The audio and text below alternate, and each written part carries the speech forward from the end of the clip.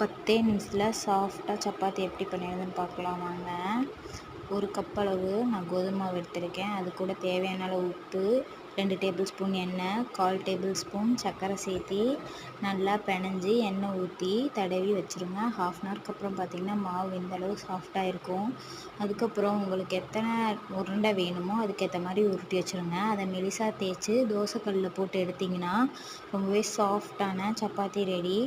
எதுக்காக சர்க்கரை போடணும்னா அப்போ தான் சீக்கிரமாக சப்பாத்தி ஊறி வரும், நல்லா டேஸ்ட்டாகவும் இருக்கும். அதுக்காக தான் நான் சர்க்கரை போடுறேன். நீங்களும் போட்டுக்குங்க. இது ஆப்ஷனல்னால் போடுறதுனால போடலாம், போடலைனாலும் ஒரு பிரச்சனையும் இல்லை. அதுலேயே நான் பரோட்டா மாதிரி போட்டிருக்கேன். நீங்களும் அதேமாதிரி ட்ரை பண்ணி பாருங்கள்.